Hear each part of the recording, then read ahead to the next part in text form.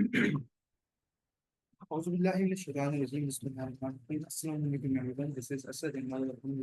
कर रहे हैं क्वेश्चन मैनेजमेंट अकाउंटिंग। शुरू के दो लेक्चर्स में थोड़ा सा बेसिक्स के बाद बेसिक्स को कवर करने के बाद आज हम थोड़ा सा डिस्कशन को और आगे बढ़ाएंगे। डिस्कशन को आगे बढ़ाने से पहले एक चीज़ है जो कि मुझे आप लोगों के साथ जो है वो कम्युनिकेट करनी है या बतानी है। और वो चीज़ है ये कि हम फर्क करना सीखें पोस्ट की टाइप्स की। लेकिन ये पोस्ट की टाइप्स हैं रिलेटेड टू बिहेवियर। ठीक है, तो रिलेटेड बिहेवियर जितनी भी पोस्ट की टाइप्स हैं उसको कवर करना सीखें। पहले मुझे लगा ये एक आसान सा डिस्कशन है तो इसको मैं वर्बली करके ख़त्म कर दूंगा। पर ये है कि मुझे थोड़ा सा ये बताना पड़ेगा कि एक स्टूडेंट्स इसमें कंफ्यूज हो रहे हैं अभी, उनके लिए ही सिर्फ मैं चीज़ मतलब थोड़ी सी एक्सप्लेन ज़्यादा करूँगा और अदरवाइज वैसे वैसे वर्बली बता कर निकल जाता आगे। वो क्या है जनाब, सबसे पहले मैं आपको बताता चलूँ कि बिहेवियर के हिसाब से बिहेवियर का मतलब क्या होता है, तो भाई दोस्त का मिजाज कैसा है। एक आपने पोस्ट टाइप्स पढ़ ली हैं कि पोस्ट कितने किस्म की होती हैं जो कि लग रही होती है प्रोडक्ट को बनाने के लिए, जिसमें हमने कवर किया direct material, indirect material, direct labour, indirect labour, production overhead, effective overhead, discount बोल सारी की सारी चीजें। लेकिन अब जो हम जो डिस्कस करने वाले हैं ये वाली जो पोस्ट है ये बिहेवियर के हिसाब से यानी कि ये आउटपुट के साथ क्या क्या बिहेवियर रखती हैं अपना उस चीज को कवर करने के लिए इन पोस्ट की क्लासिफिकेशन करी गई। ये कौन सी पोस्ट कहलाती है, इसमें आपके पास मेनली तीन ही पोस्ट होती हैं। एक आपके पास कहलाती है वेरिएबल कॉस्ट, एक आपके पास कहलाती है फिक्स कॉस्ट, और एक आपके पास टाइप आ जाती है सेमी वेरिएबल या semi fix cost. Semi variable बोल दो, सेमी फिक्स कॉस्ट बोल दो, एक ही बात है। ठीक है, डेफिनेशन तो बड़ी आसान सी है इसकी। क्या कि भाई अगर एक कॉस्ट आउटपुट के साथ आउटपुट के साथ अपना बिहेवियर दिखाए यानी रिलेट करती हो आउटपुट के साथ, डिपेंडेंट हो आउटपुट के ऊपर, तो इस कॉस्ट को हम बोलते हैं वेरिएबल कॉस्ट। एक कॉस्ट जो कि आउटपुट के साथ आउटपुट के साथ एक कॉस्ट जो कि आउटपुट के साथ कोई रिलेशनशिप ना रखती हो, नॉट रिलेट, उस कॉस्ट को हम बोल रहे होते हैं फिक्स कॉस्ट। और एक कॉस्ट जो है वो आउटपुट के साथ रिलेशनशिप नहीं रखती, not relate, but certain limit. But certain limit क्या मतलब सर, एक कॉस्ट आउटपुट के साथ रिलेशनशिप नहीं रख रही बट सर्टन लिमिट तक, यानी एक लिमिट के बाद उसका रिलेशनशिप आ जाएगा, उसको हम कहते हैं सेमी फिक्स कॉस्ट। इसको हम एग्जाम्पल से समझते हैं तो हो सकता है ये बात हो आपको ज्यादा आसानी से समझ में आ जाए। हम इसको एग्जाम्पल से समझने की कोशिश करेंगे आप, ठीक है। सबसे पहली चीज लेकर आता हूँ मैं यहाँ पर आप लोगों के सामने, वो क्या है, वेरिएबल कॉस्ट। मान लेते हैं कि हमारे पास एक प्रोडक्ट है,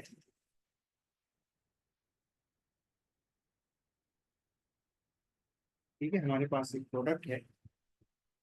तो ये जो प्रोडक्ट है ये हमारे पास उसकी कॉस्ट है और उसकी कॉस्ट के साथ साथ के यूनिट्स, ठीक है, इसकी कॉस्ट है और इसके यूनिट्स है। अब सबसे पहले इसकी कॉस्ट की बात करते हैं। अगर हम ये प्रोडक्ट नहीं बनाते, जीरो बनाते, तो हमारे पास कोई कॉस्ट नहीं लग रही। अगर हम इसका एक यूनिट बनाते हैं तो मान लेते हैं इस एक यूनिट के ऊपर हमारी ये कॉस्ट, जो कि अभी मेरे को पता नहीं है, अभी मैंने एग्जाम्पल्स नहीं दी, ये कॉस्ट मान लेते हैं हमारी आ रही है कोई 5 रुपए। जब मैं 2 यूनिट्स बनाऊंगा तो एक कॉस्ट कितनी हो जाएगी, 10 रुपए, ऐसा ही है। और ये केस ऐसे ही चलता रहेगा, ये केस ऐसे ही चलता रहेगा, यानी कि मैं जितनी कॉस्ट के यूनिट्स बनाता जाऊंगा मेरी कॉस्ट बढ़ती जाएगी। क्लियर। अगर आप देखें तो ये डायरेक्ट रिलेशनशिप बन रहा है, यानी जितने यूनिट्स आप बनाते जा रहे हो आपकी कॉस्ट उस हिसाब से बढ़ती जा रही है, जितने यूनिट्स बनाते जा रहे हो पर यूनिट आपकी कॉस्ट बढ़ती जा रही है। इसको हम कहते हैं वेरिएबल कॉस्ट। ये टोटल यूनिट आउटपुट से क्या कर रही होती है, वेरी कर रही होती है। अब यहाँ पर वर्ड समझिएगा, टोटल देखें, जब मैं दो की बात कर रहा हूँ ना, दो की बात, तो मैं टोटल 2 यूनिट बनाए, टोटल 10 आ गए। मैंने जब 3 यूनिट की बात करी ना, 3 यूनिट की, तो मैं टोटल 3 यूनिट बनाए, टोटल कॉस्ट कितनी आ गई 3 यूनिट्स के ऊपर? 15। इसका मतलब ये है कि मैं जब वेरिएबल कॉस्ट के बिहेवियर की बात करूंगा, या मैं फिक्स कॉस्ट के बिहेवियर की बात करूंगा, या मैं सेमी वेरिएबल के बिहेवियर की बात करूंगा, तो टोटल कॉस्ट के साथ रिलेट करूंगा। अब आते हैं इसकी पर यूनिट कॉस्ट निकाल रहे हैं, ठीक है, इसकी इसकी क्या निकाल रहे हैं? ये तो आगे टोटल यूनिट, मैं यहाँ पे लिख भी देता हूँ, ये है टोटल यूनिट। अब मैं यहाँ पर आ गया पर यूनिट कॉस्ट। जब मैं कोई भी यूनिट नहीं बना रहा तो मेरी कोई कॉस्ट नहीं थी, ऐसा ही। जब मैंने एक यूनिट बनाया तो मुझे इस एक यूनिट की कॉस्ट पड़ी 5 रुपये। जब मैंने इसके 2 यूनिट बनाए, 2 यूनिट बनाए जब मैंने इसके, तो मुझे 2 यूनिट की कॉस्ट पड़ी 10, यानी एक की फिर भी कितनी पड़ी? 5। क्या मतलब सर? भाई 2 यूनिट की कॉस्ट 10 रुपये पड़ रही है ना, एक यूनिट कितने का पड़ा मुझे? 5 रुपये का। ये बिल्कुल ऐसे ही जैसे दो टॉफियां ले रहे हो, एक टॉफी 5 रुपए की है, दो टॉफी ले ली 10 रुपए की, तीन टॉफी ले ली 15 रुपए की। Same case with this, 3 units के तो टोटल कॉस्ट 15 हो गई, लेकिन अगर मैं बोलूँ कि तीसरे यूनिट की कॉस्ट कितनी आई, आप बोलेंगे सर तीसरा यूनिट में 5 रुपये का पड़ा। तो ये बन जाता है कॉस्ट का बिहेवियर जब आपकी कॉस्ट वेरिएबल होती है। जब आप उसको टोटल आउट से, टोटल कॉस्ट से कन्वर्ट करते हो, टोटल कॉस्ट में देख रहे होते हो, तो आपको ये इंक्रीज होती हुई दिखाई दे रही है, देखो ये इंक्रीज होती हुई दिखाई दे रही है।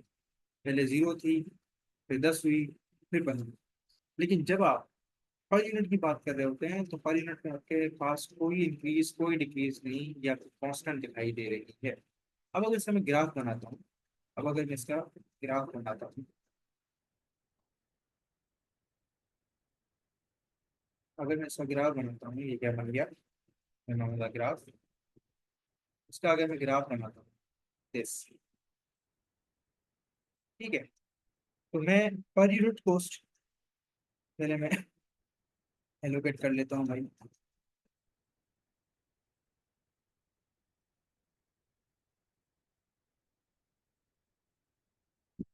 और यार भाई,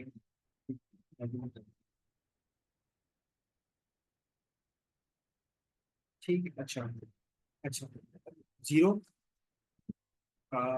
1 यूनिट, 2 यूनिट, 3 यूनिट, 0, 5 रुपये, 10 रुपये, 15 रुपये। सबसे पहले मैं बना रहा हूँ ग्रीन मार्कर से, जो कि हमने यहाँ पे लिखी हुई है per unit cost. Per unit cost पहले यूनिट में मेरी कितनी थी? ये मेरा पहला यूनिट, ये मेरी कॉस्ट कितनी? 5 रुपये। तो ये यहाँ पर पॉइंट बनाना ऐसा ही है, ये मेरा पहला यूनिट की लाइन, ये मेरी 5 रुपये कॉस्ट है। दूसरे यूनिट के ऊपर ही पर यूनिट कितनी पड़ी है? दूसरा यूनिट, ये 5 रुपये कॉस्ट पड़ी, तो ये मेरा दूसरा पॉइंट आ गया। तीसरे यूनिट की कॉस्ट भी कितनी पड़ी? ये 5 रुपये, और ये तीसरा यूनिट आ गया, तो ये भी मेरा यहाँ पर आ गया। अगर मैं यहाँ पर एक तीनों पॉइंटों को मिलाऊं, तो मेरे पास एक स्ट्रेट लाइन ड्रॉ हो रही है, और ये स्ट्रेट लाइन ड्रॉ हो रही है बिल्कुल यहाँ से। यानी कि अगर मेरा कोई यूनिट नहीं था, कोई यूनिट मैंने नहीं बनाया, तो मेरी कोई कॉस्ट नहीं थी, 0 थी। एक यूनिट में भी 5 रुपये है, दूसरी यूनिट में भी 5 रुपये है, तीसरी यूनिट में भी 5 रुपये। लेकिन जब मैं बात करता हूँ हमारी, जब मैं बात करता हूँ हमारी टोटल यूनिट कॉस्ट से, तो मैंने देखा कि पहले यूनिट में मेरी 5 रुपये थी, जब मैं नहीं बना रहा तो 0। बनाई पहले यूनिट पे 5 रुपये, दूसरे यूनिट पे कितनी आएगी? 10 रुपये, और तीसरे यूनिट पे कितनी आएगी? 15 रुपये। अगर मैं इसका ग्राफ बनाऊं, तो मैं इसका ग्राफ बनाऊं, तो जो मेरा टेढ़ा मेढ़ा बनेगा, क्योंकि हाथ इतना सीधा नहीं है, ऊपर से मैं लिख भी एक ऐसी चीज से रहा हूँ कि अगर मैं इसका बनाऊं आ, यहाँ पर, तो इसकी भी स्ट्रेट लाइन बनी है, लेकिन अगर आप देख लें तो ये स्ट्रेंथ पर यूनिट वेरी करती जा रही है, ठीक है। तो अगर मैं स्क्रीन वाले की बात करूँ ना, ये मेरे पास कहलाती है variable cost per unit, VCPU, ठीक है। और अगर मैं इस येलो वाले की बात करूँ, तो ये मेरे पास कहलाती है variable cost total units, total units की वेरिएबल। अब वेरिएबल कॉस्ट आपको बिल्कुल क्लियर कट समझ में आ गई बात। आते हैं फिक्स कॉस्ट की तरफ। मैंने अभी तक एग्जाम्पल्स नहीं समझाई, ये जब मैं समझा ही देता हूँ एग्जाम्पल्स की, हाथ के हाथ आगे पूरा का पूरा किस्सा ही खत्म हो जाएगा एग्जाम्पल्स की तरफ। सर वेरिएबल कॉस्ट एग्जाम्पल कौन कौन से हो सकती है? भाई देखो, मटेरियल कॉस्ट आपकी वेरिएबल कॉस्ट होती है। सर क्यों मटेरियल कॉस्ट वेरिएबल कॉस्ट होती है? क्योंकि जितना ज्यादा आप यूनिट बनाओगे उतना ज्यादा मटेरियल चाहिए, तो जितना ज्यादा मटेरियल खरीदोगे उतनी ज्यादा वो कॉस्ट बढ़ जाएगी, ठीक है। लेबर, आपको जितने ज्यादा लोग चाहिए उतने ज्यादा कॉस्ट पड़ रही है, ये भी वेरिएबल होती है, आपके आउटपुट से जो है वो क्या करती है, वेरी करती रहती है। फैक्ट्री ओवरहेड्स भी, जितने ज्यादा फैक्ट्री ओवरहेड्स की कॉस्ट आप लगाओगे, जितने ज्यादा यूनिट बनाओगे, उतनी ज्यादा फैक्ट्री कॉस्ट लगेगी, जो कि यहाँ तक हमको पास नहीं आ रही होती। अब मैं आता हूँ टोटली एक नए डिस्कशन के ऊपर, वो है हमारा, अगर तो फिक्स कॉस्ट है तो उसका क्या बिहेवियर होता है। जैसे मेरा डिस्कशन आज यही था, फॉर्मेट में सिखाना था, लेकिन मैं उसकी तरफ नीचे करके मैं एक चीज यहाँ पर कंक्लूड करना चाह रहा हूँ कॉस्ट, ठीक है ना। मैं अब बताने जा रहा हूँ आपको फिक्स्ड कॉस्ट, ठीक है। फिक्स कॉस्ट भी सेम डायग्राम बनाएंगे। सबसे पहले हम बनाएंगे टोटल फिक्स कॉस्ट, हम बनाएंगे यूनिट्स, और हम बनाएंगे फिक्स कॉस्ट पर यूनिट, ठीक है। हमने कहा फिक्स कॉस्ट ऐसी कॉस्ट होती है जो आउटपुट से वेरी नहीं करती। ये कॉस्ट आपको किसी भी कीमत में देनी पड़ेगी, चाहे आपका आउटपुट 1 हो, चाहे आपका आउटपुट 0 हो, चाहे आपका आउटपुट 10 हो, ये कभी भी चेंज नहीं होती, हमेशा वेरी करती रहती है। आ जाते हैं से कैसे, वही बताने जा रहा हूँ, ठीक है। हमारा कोई भी यूनिट नहीं बना, हमारा पहला यूनिट बना, हमारा दूसरा यूनिट बना, हमारा तीसरा यूनिट बना। फिक्स कॉस्ट मान लेते हैं 100 रुपये पहले भी थी, पहला यूनिट बनने के बाद भी चेंज नहीं होगी, 100 रुपये रहेगी। दूसरा यूनिट बनने के बाद भी चेंज नहीं होगी, 100 रुपये रहेगी। तीसरा यूनिट भी बनने के बाद भी चेंज नहीं होगी, 100 रुपये ही रहेगी। लेकिन अगर मैं बात करूँ fix unit cost per unit, तो पहले में तो यूनिट बना ही नहीं, यहाँ पर तो कुछ आएगी नहीं, ठीक है, ऐसा ही ना। हाँ, लेकिन अगर मैं बात करूँ फिक्स कॉस्ट पर यूनिट, पहले यूनिट की, तो फिक्स कॉस्ट हमें इस यूनिट को बनाने के लिए कितनी पड़ रही है, कितनी पड़ रही है सर, बताएं। बताएं। सर ये पड़ रही है 100 रुपये। सर कैसे, ये कैसे निकाला 100 रुपये, आपने कहा भाई 100 रुपये टोटल कॉस्ट पड़ी, एक यूनिट की, जैसे 100 को 1 से डिवाइड कराया जाओ 100 रुपये आ रहा है। दूसरा आ जाए, 2 यूनिट बना रहे हैं तब भी फिक्स कॉस्ट कितने की पड़ रही है, 100 रुपये की पड़ रही है। सर यहाँ पर आ जाए भाई, फिक्स कॉस्ट कितने की पड़ रही है। अब अगर आप देखेंगे तो आप बोलेंगे सर 100 को आप डिवाइड करा दें 2 से, तो ये भी कितना हो गया, 50 रुपये, ठीक है, क्योंकि अब 2 यूनिट को 100 रुपये पड़ रही है। 3 यूनिट की, चलो 3 यूनिट की जगह मैं बता के इसको 4 कर देता हूँ, ठीक है। ये 3 यूनिट बता के मैं इसको 4 कर देता हूँ, ताकि पॉइंट पे कोई जवाब ना आए, सीधा सीधा हिसाब किताब है। तो ये हो जाएगी 25 रुपये। क्यों, क्योंकि अब आपको उसने 100 को डिवाइड करवाना है किससे, 4 से। तो टोटल फिक्स कॉस्ट, अगर आप टोटल के हिसाब से देखोगे तो फिक्स है, चेंज नहीं हो रही है, लेकिन पर यूनिट के हिसाब से देखोगे तो चेंज हो रही है। चलो इसका भी डायग्राम बना लेते हैं हाथ के हाथ, ताकि ये पूरा का पूरा यही किल हो जाए, खत्म हो जाए, एकदम फिनिश हो जाए। सही है।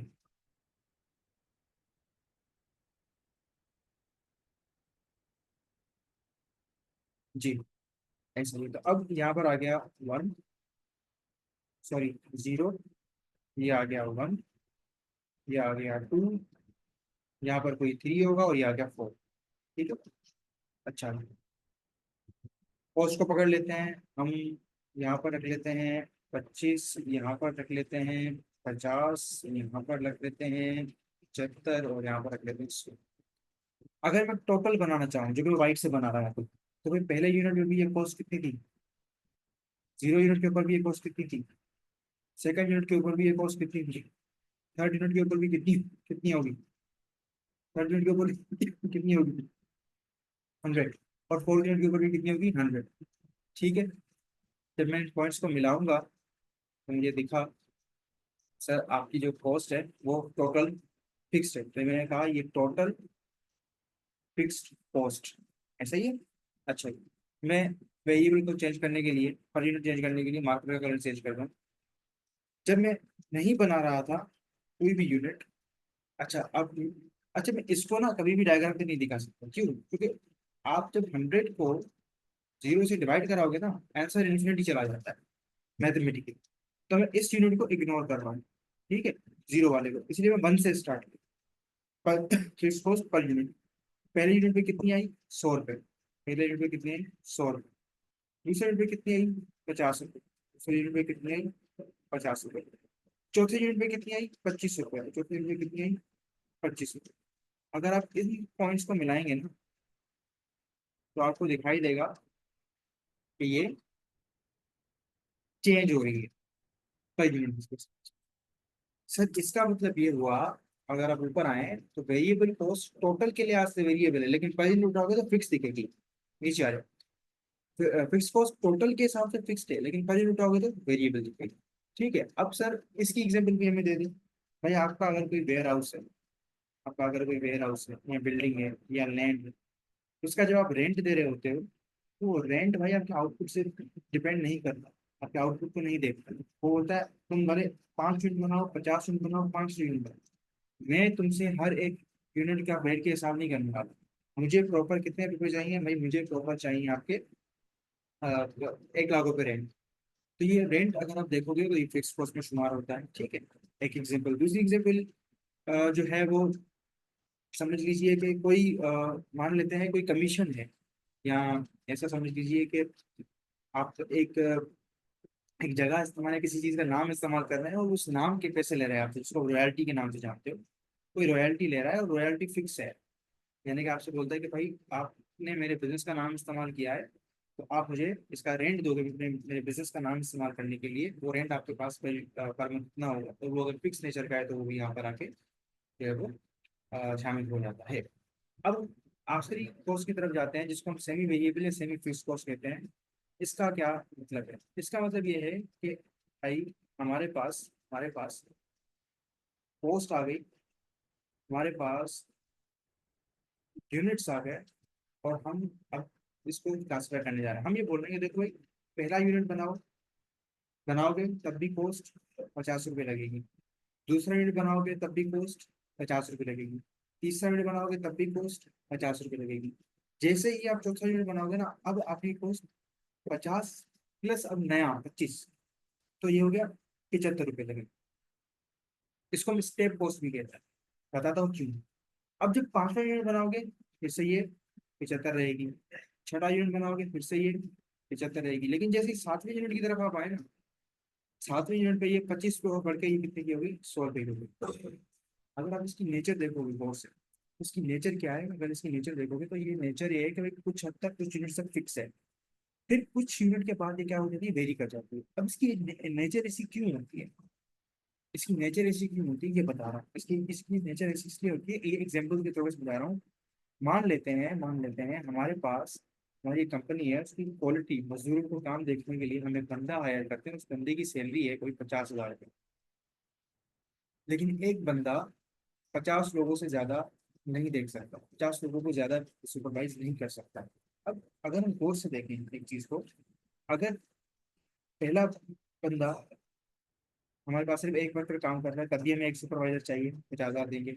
हमारे पास 45 वर्कर्स काम कर रहे हैं तभी हमें एक सुपरवाइजर चाहिए, 50,000 देंगे। हमारी कंपनी जैसे ही 50 को क्रॉस करेगी, यानी 55 एम्प्लॉयज करेगी, तो 50 को तो ये देख लेगा क्योंकि इसकी सैलरी 50,000 है। लेकिन अब बाकी 5 के लिए मुझे दूसरा सुपरवाइजर हायर करना पड़ेगा, तो दूसरा सुपरवाइजर आएगा, वो भी कितने लेगा, 50,000 लेगा। इन बाकी के 5 को संभालने के लिए, तो अब मेरी सुपरवाइजर की कॉस्ट कितनी हो गई, 1 लाख। यानी 50 यूनिट तक ये फिक्स थी, 50 के बाद फौरन से कितनी होगी, 1 लाख रुपए। इसका एक और इम्पैक्ट आपको इलेक्ट्रिसिटी के बिल्स वगैरह के अंदर मिल जाता है कि जब इलेक्ट्रिसिटी का बिल आप देखेंगे तो उसका कुछ हिस्सा फिक्स होता है, बाकी कुछ हिस्सा वेरिएबल होता है। जैसे कि वो बोलता है कि हमें मिनिमम आपको पर यूनिट 10 रुपये देने हैं, तो 10 रुपये फिक्स होगा। आपकी यूनिट से वो चीज़ इंडिपेंडेंट है, आप 10 यूनिट बनाओ, 15 यूनिट बनाओ, कितनी भी बिजली खर्च करो या भले ना खर्च करो, ये तो आपने देने ही देना। लेकिन इसके अलावा जितने भी आप यूनिट बनाते जाओगे, जितनी बिजली कंज्यूम करते जाओगे, उस हिसाब से आप बिजली का रेट देते जाओगे। तो यहाँ पर आए कि आपको ये बिहेवियर की ठोस के हिसाब समझ में आ गया। मैंने इसको बड़ी डिटेल में लेकर गया हूँ, उसके यूनिट डायग्राम भी बना के दिखा दिया आपको, इसको मैंने आपको पूरा स्ट्रक्चर भी बना के दिखा दिया। अब हम आते हैं एक चीज़ और यहाँ पर डिस्कस करते हैं, इस फॉर्मेट को। आई नो लेक्चर थोड़ा लंबा हो रहा है, लेकिन कोई मसला नहीं है, लेक्चर को लंबा रहने देते हैं ताकि चीज़ें क्लियर कट हमारी क्लियर होती है। ठीक है, अच्छा जी। अब ये एक फॉर्मेट है कॉस्ट ऑफ गुड्स सोल्ड का। इस फॉर्मेट को जहन में बिठा लो भाई। इस फॉर्मेट को जिस बच्चे ने जहन में बिठाया, इस फॉर्मेट को जिस बच्चे ने जहन में बिठाया, उसकी जिंदगी आसान है। सारे के सारे सवाल इस फॉर्मेट से हल हो जाएंगे। ठीक है, कोर्स की बात कर रहा हूँ, खास करके ओवरहेड के चैप्टर की केसेस। ये फॉर्मेट आपको क्या कहता है, ये फॉर्मेट आपको कहता है कि भाई आप जब भी किसी भी यूनिट की, दोबारा सुनिए, जब भी किसी भी यूनिट की कॉस्ट निकालने के लिए आप जा रहे हैं, तो आपको ये किसी भी कॉस्ट आपके सामने आ सकती है, इस किस्म की कॉस्ट आपको मिल सकती है। अभी ये जो जितनी भी किस्म की कॉस्ट आपको ये मिलेंगी, अगर आप उनको इस फॉर्मेट के लिए लेकर आओगे तो आप वहां से बहुत सारी चीजें आपको मिल जाएंगी। ठीक है, अच्छा जी, सर समझते हैं इस चीज को। इस डायग्राम में वो कहता है कि सबसे पहले आप लेकर आओ प्राइम कॉस्ट। अब प्राइम कॉस्ट आपको पता है क्या होती है, हर डायरेक्ट कॉस्ट, चाहे वो डायरेक्ट मटेरियल है, चाहे वो डायरेक्ट लेबर है, चाहे वो डायरेक्ट एक्सपेंस है, सारा का सारा प्राइम कॉस्ट में शामिल होता है। तो इसके अंदर क्या क्या चीजें शामिल हो सकती हैं, देख लें। सबसे पहले यार कुछ रॉ मटेरियल आपका पिछले साल से आएगा, कुछ रॉ मटेरियल आपका पिछले साल से आ रहा है। यानी मान लेते हैं कि हमारे पास पिछले साल 100 यूनिट्स या 100 किलोग्राम मटेरियल बचा हुआ है। हमने इस साल जो मटेरियल खरीदा उसके बाद वो खरीदा है कोई 200 किलोग्राम। ठीक है, तो हमने सबसे पहले रखा कि हमारे पास पिछले साल में कोई मटेरियल बचा हुआ तो नहीं है, हमने वो रख दिया। उसके बाद हमने देखा कि हमारे पास इस साल परचेज कितना हुआ, तो हमने ऐड कर दिया। अच्छा, इस परचेज को करने के लिए डायरेक्ट एक्सपेंस, सर क्या मतलब है? भाई मैं 200 बोरियां लेकर आ रहा हूँ, 200 बोरियों के लिए मुझे ट्रक चाहिए। अब कुछ बोरियों के लिए मैंने ट्रक खरीदा है ना, ट्रक मैंने ट्रक किस चीज़ के लिए लेकर आया? उस बोरी के लिए, ताकि वो 200 बोरियां मेरे पास आ जाए और मटेरियल भी इस्तेमाल हो जाए। तो ये भी तो ठीक है ना, डायरेक्ट एक्सपेंस ना। अगर मैं बोरियां नहीं खरीदता तो मुझे ये चीज़ करने की जरूरत ही नहीं पड़ती। तो ये एक्सपेंस इससे रिलेट करता है। इसलिए हमने जो परचेज करते हुए जो दूसरे परचेज के एक्सपेंस है, मैंने एग्जाम्पल के तौर पर ट्रांसपोर्ट रख दिया, वो भी आप क्या करोगे, यहाँ पर लेकर आओगे। मान लेते हैं ये मुझे 50 रुपये का, ठीक है।